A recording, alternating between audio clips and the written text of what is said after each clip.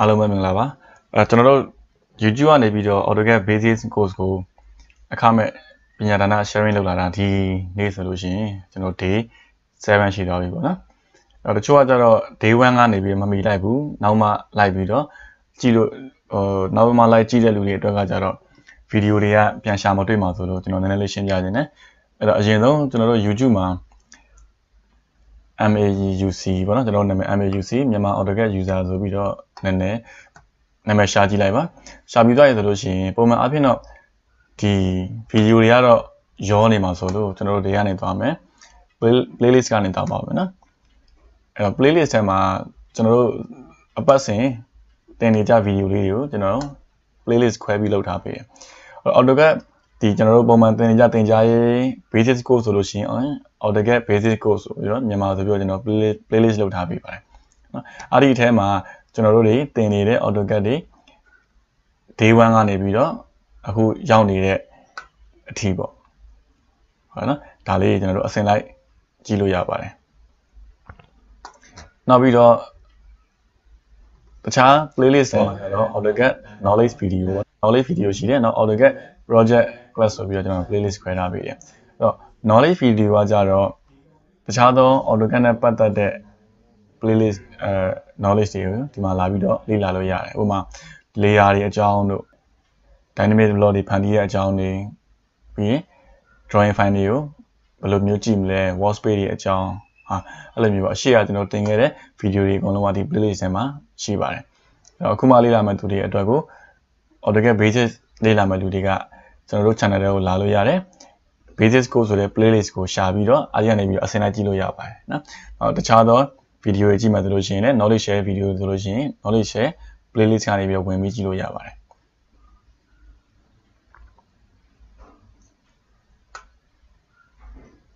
Okay ဒါဆိုရင်ကျွန်တော်တို့ပုံမှန်တိုင်းမဲ့ day 7လေးစရအောင်အဲ့တော့အရင်ဦးဆုံးကျွန်တော်တို့ array သင်ခန်းစာတွေကပထမဦးဆုံး array ပုံလေးတစ်ပုံပေါ့ဟုတ်ပြီသူ့မှာ circle တစ်လုံးရှိတယ်ဒီမှာ circle တစ်လုံးရှိတယ်ဒီမှာ circle တစ်လုံးရှိတယ်စုစုပေါင်း circle 3လုံးဟုတ်ပြီနော်အဲ့တော့ကျွန်တော်တို့အတွင်း circle လေးကစဆွဲမယ်ဆိုလို့ရှိရင်အတွင်း circle က radius တန်ဖို့ 1/2 ဟုတ်ပြီ center circle စဆွဲမယ် radius 1/2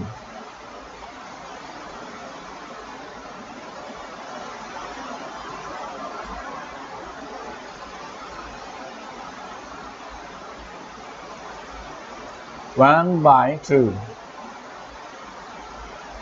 ဇုံအချုံးချက်လောက်လိုက်လို့ circle တွေက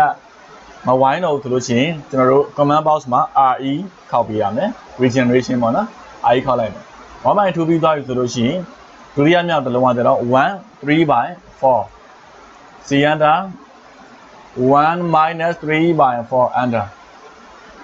နောက်တစ်လုံးသွားမယ်အပြင်က2ဟုတ်နော် 1/2 ရဲ့ 1/3/4 ရဲ့ 2 ရဲ့အဲ့တော့ကျွန်တော်တို့ဒီမှာ center 2တစ်လုံးဒါမျိုးကျွန်တော်စခဲ့3လုံးရပါပြီဟုတ်ပြီarray ပွားထားရဆိုတဲ့အလုံးလေးကိုကြည့်ရအောင်ဟုတ်နော်ဒီအလုံးလေးရဲ့တန်ဖိုးက radius 1/4 တဲ့ဟုတ်နော်ဒါလေးကိုပြောတာပါ radius 1/4 တစ်လုံးဒါဆိုကျွန်တော်တို့က radius 1/4 ဆိုတဲ့ circle တစ်လုံးဆွဲပေးရမယ်ဒါပေမဲ့အဲ့ဒီ radius 1/4 ဆိုတဲ့ circle ကဘယ်ကောင်စနာထားရမလဲဆိုတော့ကျွန်တော်တို့ဒုတိယမြောက် circle ဟုတ်ပြီနော်တနည်းအားဖြင့် radius တန်ဖိုး 1/3/4 ရှိတဲ့ circle ကိုပဲကျွန်တော်တို့ကစနာထားပြီးတော့ဆွဲပေးရမယ်ဟုတ်ပြီနော်ဆိုလိုချင်တာကဒုတိယမြောက် circle မှာကျွန်တော်တို့ဒါမျိုး circle တစ်လုံးထပ်ပြီးတော့ဆွဲပေးရမှာဗျဟုတ်ပြီနော်သူ့ရဲ့တန်ဖိုးကကြတော့ radius တန်ဖိုး 1/4 ဒါကြောင့်ကျွန်တော်တို့ဒီမှာဆွဲလိုက်မယ် 1/4 under Okay ရပြီဆိုလို့ရှိရင် line ဆက်မယ်ဟုတ်နော်ဘယ်လိုထုတ်မလဲဆိုတော့ current point ကနေပြီးတော့ဒီဘက်ကိုထုတ်မယ်ကြော်ပြီးထုတ်လာခဲ့ပြီပေါ့နော် line လေးနဲ့ပဲအောက် current ကနေပြီးတော့ circle ရဲ့အပြင်ဘက်ကိုတဲကြော်ပြီးတော့ထုတ်ချပေးပါရပြီဆိုလို့ရှိရင် train လုပ်ပါမယ် tr under နဲ့ပဲဒါတွေအကုန်ဖြတ်ပလိုက်ဒါဆိုရင်ကျွန်တော်ဒီကောင်လေးရသွားပြီ Okay array ပွားတော့မယ် ar under select object ဆိုတော့ကျွန်တော်တို့ circle လဲမှတ်မယ် ခုနကကျွန်တော်တို့ဖြတ်လိုက်တဲ့ line ပြက်လေးတွေကိုလည်းမှတ်ပါ enter ခေါက်ချလိုက် enter array type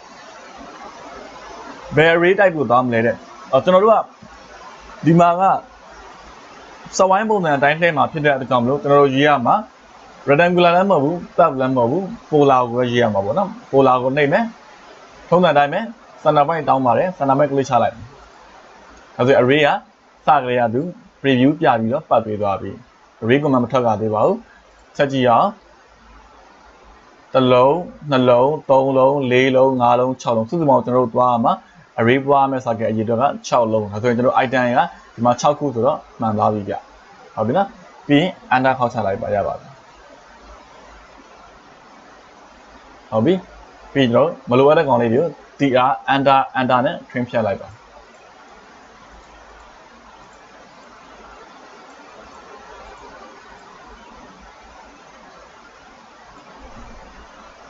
ရမလားအဲ့တော့ဒီနေရာမှာကျွန်တော်တစ်ချက်သတိပေးရရှိတာက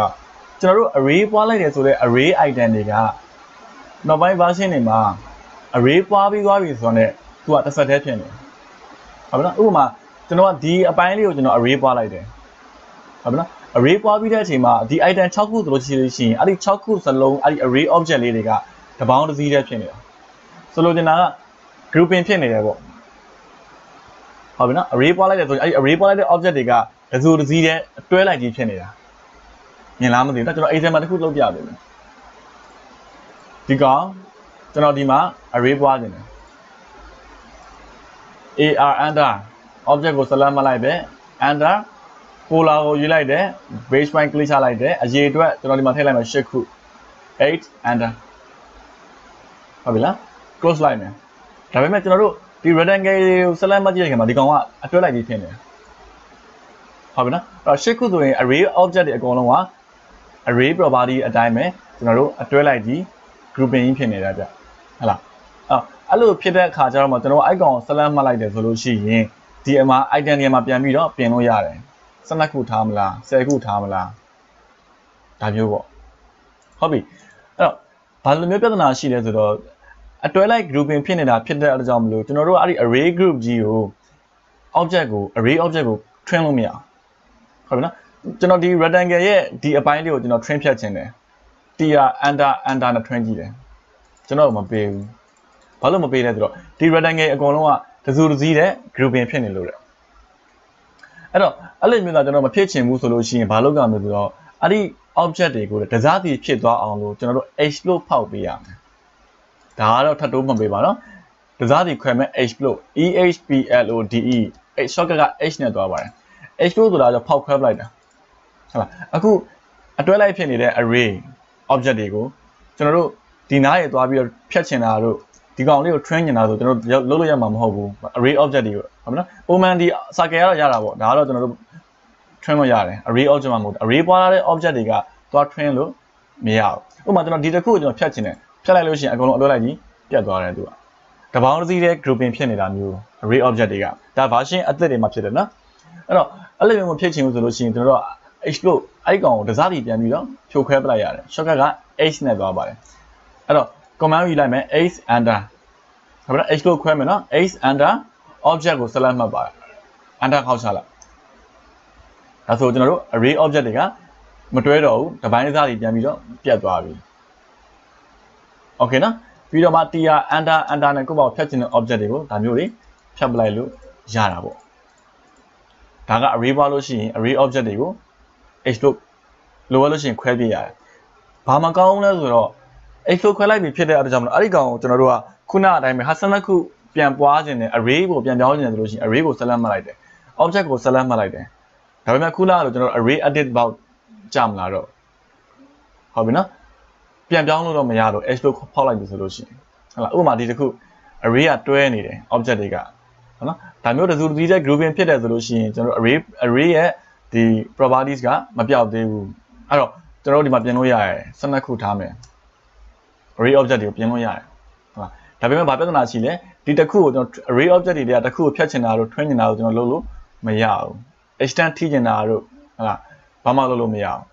ပြင်လို့တော့ရတာပေါ့ဟုတ်နော်အဲ့တော့လုပ်လို့ရအောင်လို့ကျွန်တော်အဲ့ဒီကောင်ကို h လို့ခွဲလိုက်တယ် h နဲ့ဖောက်လိုက်မယ်နော် h enter the array object တစ်ခုကို select မှတ်လိုက်တယ် enter ဒါဆိုဒီ array grouping ရပြုတ်သွားပြီးတော့မရှိတော့ရပြီဒါဆိုလို့ရှိရင်တော့ lower တဲ့ကောင်ကိုပေါ့ဖြတ်ချင်တာဖြတ်ပြုတ်ချင်တာပြုတ်လို့တော့ရသွားတယ်ဒါပေမဲ့ခုနကလို့ကျွန်တော် item အရေးအတွက်ပြန်ပြောင်းချင်တာတို့ array ကို edit ပြန်လုပ်ချင်တာဆိုလို့ရှိရင်ကျွန်တော် select မှတ်တဲ့အခါမှာမရတော့ h လို့ခွဲသွားလို့သူကဟုတ်ပြီနော်အဲ့တော့ version အမြင့်နေမှာ array သုံးတယ်ဆိုလို့ရှိရင်အားလေးချက်တော့သတိထားပေးရတယ်နော်ထပ်တိုးမဲ့ကမဲ့ comment က h လို့ဖြစ်ပါတယ် h လို့ ਨੇ ဖောက်လိုက်ရတယ်သူကနော်ဒါကလိုမှဖောက်ပါမလိုဘူးဆိုလို့ရှိရင် array ကိုအဲ့ဒီသူ့ရဲ့ group တိုင်းမှာထားတာပေးလိုက်ဒါမှသာကျွန်တော်တို့က array ပွားပြီးလဲလိုအပ်တဲ့အခါကျလို့ရှိရင် item တွေကိုပြန်ပြီးတော့ပြန်ပြင်လို့ရမှာသူကဟုတ်နော် polar array လည်းအတူတူပဲ rectangular array လည်းအဲ့ဒီလိုပါပဲအတူတူပဲ array grouping ဖြစ်နေတာကိုမလိုအပ်လို့ရှိရင်ထားတာပေးလိုအပ်မှ h လို့ခွဲဖောက်ရင်ဖောက်လိုက်ပေါ့ကျွန်တော်ပြန်ပြင်လို့ရအောင်လို့နော်ဥပမာဒီကောင်လေးတွေတော့ကျွန်တော်ဒီဘက်သွားပြီးတော့ h တန်းသွားထိုးနေတယ်ဆိုလို့ရှိရင်တော့ array ဟို h လို့မဖောက်ထားဘူးဆိုလို့ရှိရင်သွားထိလို့ရမှာမဟုတ်ဘူးဒါကတော့ h လို့ခွဲလိုက်တာဖြစ်တဲ့ကြောင့်မလို့ h တန်းလုပ်လို့ရတာမျိုးပေါ့ဟုတ်ပြီနော်အဲ့တော့ array နဲ့ပတ်သက်ပြီးတော့အဲ့ဒီ grouping ဖြစ်သွားတော့ပြန်ခွဲမယ်ဆိုလို့ရှိရင် h လို့ဆိုတာလေးတစ်ချက်တော့ထပ်တိုးပြီးတော့ star လေးပြပြီးတော့မှတ်ထားပေးပါအောင်ကျွန်တော်တွေကတော့ရှေ့က array နဲ့တူပါပဲကျွန်တော်တို့နော်ဟုတ်ပြီအဲ့တော့ကျွန်တော်ထပ်တိုးအနေနဲ့ array ပွားတဲ့အခါမှာခုနအတိုင်းပဲ grouping မဖြစ်အောင်ကျွန်တော်ဘယ်လိုလုပ်မလဲပေါ့နော်အများတန်းကြီးကိုကျွန်တော် h လို့မခွဲခြင်း array တော့ပွားခြင်းနဲ့ array object တွေကိုကျွန်တော်တို့တစုတစည်းတဲ့ grouping မဖြစ်အောင်ဘယ်လိုလုပ်မလဲဒါသူ့ကိုကျွန်တော်စာစကားရခေါ်တယ်ဆိုလို့ရှိရင်ဒီကောင်ကို association လို့ခေါ်တယ်ဟုတ်ပြီနော် array ပွားတဲ့အခါမှာ association ဘယ်လိုမျိုးဖြတ်မလဲပေါ့grouping ဆိုတာကျွန်တော်ခုန group ဖြစ်တယ်ဆိုတာကိုမျိုးလုံးနဲ့မြင်ကြအောင်လို့ပြောပြလိုက်တယ်တကယ်တမ်းသူ့ရဲ့အခေါ်ပေါ်ရဆိုလို့ရှိရင်တော့ association လို့ခေါ်တယ်နော် associate ပေါ့အဲ့တော့အများတန်းကြီးတစုတစည်းတဲ့မထားခြင်းဘူးကျွန်တော်တို့ကအများတန်း h လို့မခွဲခြင်းတယ်ဆိုလို့ရှိရင် array ပွားလိုက်မယ် ar under object ကို select မှတ်လိုက်ပါ polar array ကိုယူလိုက်တယ်ပုံမှန်တိုင်းပဲ pick point ကောက်လိုက်တယ်ဟုတ်လားအဲ့တော့ array ကြီးနဲ့ပြတဲ့အခါမှာကျွန်တော်တို့ဒီမှာ associative ဆိုတာလေးရှိတယ်ဟုတ်လားကျွန်တော်ဒါ array box ကိုမထွက်ခင်မှာ